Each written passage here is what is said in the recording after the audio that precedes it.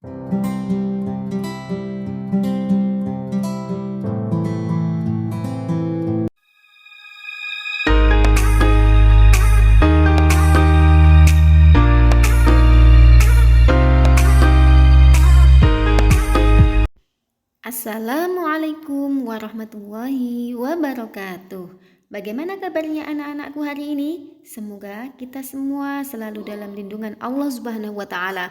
Amin. Baiklah, sebelum kita memulai belajar pada hari ini, marilah kita bersama-sama membaca doa sebelum belajar terlebih dahulu. A'udzu billahi minasyaitonir rajim. Bismillahirrahmanirrahim. Raditu billahi rabba wa bil islami dina wa bi Muhammadin nabiyyan wa rasula. Rabbi zidni ilma warzuqni fahma. Amin ya rabbal alamin. Pembelajaran kita pada hari ini, tema 1, pertumbuhan dan perkembangan makhluk hidup, subtema 4, pertumbuhan dan perkembangan tumbuhan, pembelajaran 4. Perkembangbiakan tumbuhan dengan umbi. Umbi adalah salah satu bagian tumbuhan yang mengalami perubahan dari organ lain pada tumbuhan yang berfungsi sebagai tempat penyimpanan zat tertentu atau pada umumnya karbohidrat. Organ yang berubah bentuk tersebut dapat berupa daun, batang, atau akar. Bentuk perubahan ini adalah pembesaran ukuran. Umbi biasanya terbentuk tepat di bawah permukaan tanah atau tertanam di dalam tanah bersama akar. Nah, jadi bila kemarin kita mempelajari perkembangbiakan tumbuhan dengan biji atau tunas, sekarang kita mempelajari tentang umbi. Jadi, tumbuhan yang berkembang biak dengan umbi ini umumnya buahnya itu akan berada di bawah permukaan tanah. Jadi anak-anak, kalau kita melihat tumbuhan yang berkembang biak dengan umbi itu buahnya ada di bawah, tidak di atas seperti tumbuhan yang berkembang biak dengan tunas dan juga dengan biji. Jadi beda ya. Perkembangbiakan tumbuhan dengan umbi ini bisa dibagi menjadi 3, yaitu dengan umbi batang, umbi lapis, dan umbi akar. Beberapa contoh dari perkembangbiakan dengan umbi batang ini yaitu pada tumbuhan kentang dan umbi jalar. Jadi kentang dan umbi jalar itu berkembang biak dengan menggunakan umbi batang. Bawang dan bunga bakung berkembang biak dengan umbi lapis. Contoh lainnya yaitu bawang bombay itu juga berkembang biak dengan menggunakan umbi lapis. Sedangkan wortel dan singkong berkembang biak dengan umbi akar. Nah, di sini kita lihat ya, ada wortel, singkong, ada bengkuang. Bengkuang juga berkembang dengan umbi akar. Dari ketiga cara berkembang biak tersebut, terdapat persamaan dan perbedaan. Persamaannya yaitu sama-sama terdapat di dalam tanah. Yang kedua, yaitu tempat penyimpanan cadangan makanan. Nah, yang ketiga, dapat digunakan sebagai alat perkembangbiakan. Jadi tumbuhan tersebut bisa digunakan sebagai alat perkembangbiakan. Kemudian perbedaannya yaitu pada umbi batang terbentuk dari batang yang mengembang, sedangkan umbi akar terbentuk dari akar yang mengembang. Kemudian dari umbi lapis terbentuk dari lapisan daun yang tersusun bertumpuk-tumpuk.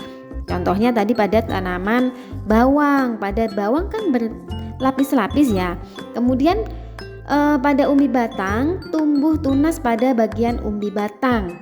Pada umbi akar tumbuh tunas pada bagian umbi akar. Pada umbi lapis tumbuh tunas pada bagian pangkal daun.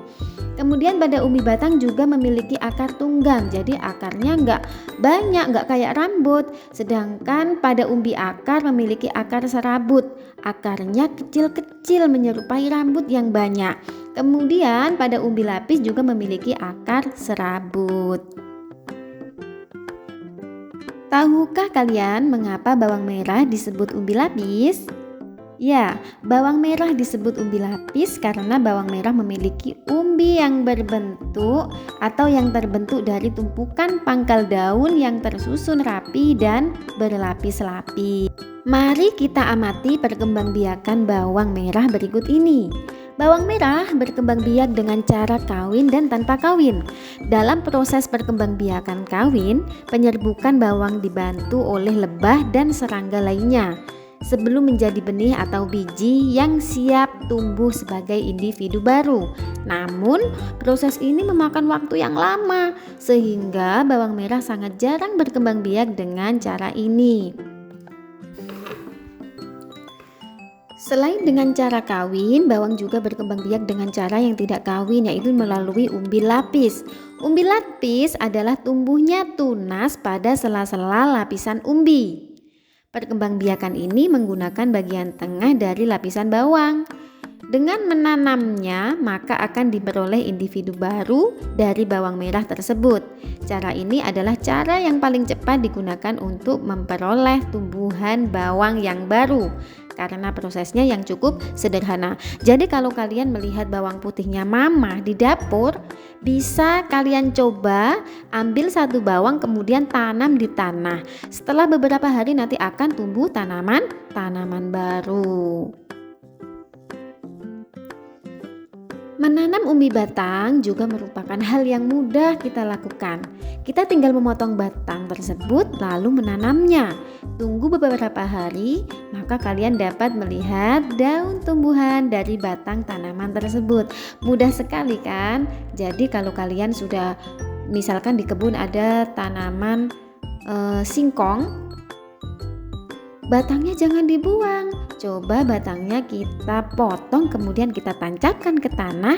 Nah, kita tunggu nanti beberapa hari kemudian muncullah daun dari batang singkong yang kita tancapkan ke tanah.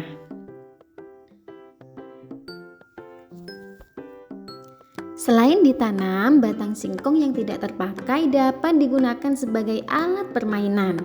Lebih tepatnya, dipakai sebagai alat ukur lompatan dalam sebuah permainan. Kita bisa melakukan permainan sebagai berikut. Tentunya, langkah-langkah yang kita lakukan adalah sebagai berikut ya. 1. Siapkan garis batas sebagai garis tanda awal lompatan. 2. Siapkan batang untuk alat mengukur lompatan. Mulailah mengambil ancang-ancang. Yang keempat, berlarilah sampai garis batas lompatan. Yang kelima, melompatlah sejauh-jauhnya dari garis tersebut. Yang keenam, beri tanda batas hasil lompatanmu. Kemudian ukurlah jarak lompatanmu menggunakan batang singkong. Terakhir, urutkan temanmu dari yang paling jauh lompatannya.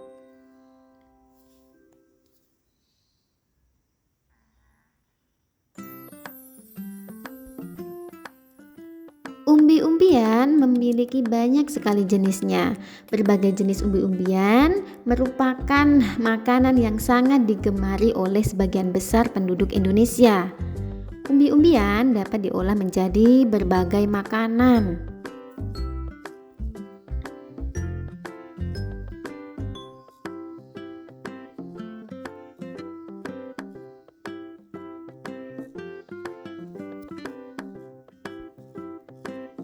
Hari ini Siti dan teman-teman belajar memasak. Mereka membuat makanan dari bahan singkong, yaitu getuk. Mereka bekerja sama-sama, mereka membagi tugas dengan merata sehingga semua pekerjaan dapat diselesaikan dengan baik.